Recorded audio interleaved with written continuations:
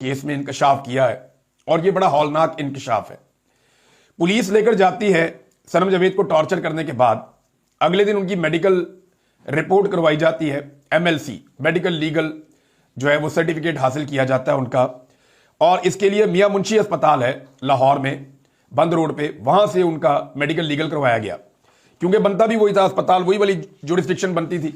तो वहां पे उनका जो मेडिकल लीगल करवाया गया उसमें पता चला कि उनके ऊपर 13 उनको जगहों पे जिस्म पे निशान है और उनको टॉर्चर किया गया है और सनम जावेद को तशद्दुद का निशाना बनाया गया है। अच्छा, इसके बाद जब ये खबर फैलती है, मीडिया में हर तरफ जाती है, जब ये सर्टिफिकेट मिल जाता है सनम जावेद के वकला को, उनकी टीम को, पाकिस्तान तहरीक इंसाफ को, तो ये मामला खुल जाता है। अब इसमें जो है वो, क्योंकि टिकटॉकर की हुकूमत है पंजाब में और वो अपने अलावा किसी को भी खबरों में नहीं देखना चाहती, तो फौरी तौर पे जनाब पुलिस को डंडा दिया जाता है कि आप जाएं और जाकर दोबारा से इस औरत का मेडिकल करवाएं और साबित करें कि इसके ऊपर कोई तशद्दुद नहीं हुआ। अब इस खातून को जबरदस्ती दोबारा अस्पताल में ले जाया जाता है और सनम जावेद का दोबारा मेडिकल करवाने की कोशिश की जाती है। सनम जावेद बकौल मियां अली अशफाक साहब के मेडिकल करवाने से इनकार कर देती कि मैंने अब मेडिकल नहीं करवाना, मेरा जो मेडिकल है वो कल हो चुका है और उसकी रिपोर्ट आ चुकी है।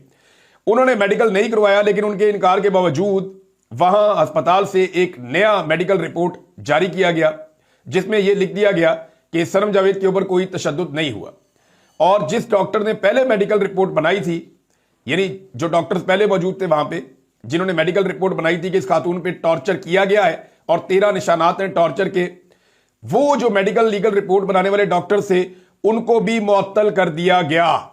यह है नाज़रीन सूरत हाल पाकिस्तान में, जो रूल ऑफ लॉ की है, जो इंसानी हुकूक की है और जो आज़ादी इज़हार राय की है। ये मैंने आपके सामने रख दी है, ये एक मिसाल है। रोजाना ऐसी बहुत सारी चीजें होती हैं, तो इससे चीजें तब्दील नहीं होती। तो सुप्रीम कोर्ट 9 मई का मुख्तसर फैसला इसी हफ्ते सुनाएगी। ये मेरे ख्याल में पाकिस्तान तहरीक इंसाफ तो 3 साल से जुल्म की चक्की में पिस रही है, उनके लिए तो कोई मसला नहीं है। आप उनके खिलाफ भी फैसला दे देंगे, उन्होंने पहले भी मार खाई है, वो आइंदा भी खा लेंगे। लेकिन ये सुप्रीम कोर्ट ऑफ पाकिस्तान का अपना भी टेस्ट है। अब उन्होंने यह साबित करना है कि वो आइन और कानून के मुताबिक मुल्क को चला रहे हैं और वो मुल्क को किस तरफ लेकर जाना चाहते हैं। अगर तो वो कहेंगे कि सिविलियंस का मिलिट्री कोर्ट्स के अंदर ट्रायल हो सकता है, तो फिर वो एक ऐसा रास्ता खोल देंगे जिसको पूरी दुनिया नहीं मानती। फिर पाकिस्तान का निजाम इंसाफ किसी और तरफ चल रहा होगा और पूरी दुनिया के अंदर निजाम इंसाफ के पैरामीटर्स कुछ और होंगे।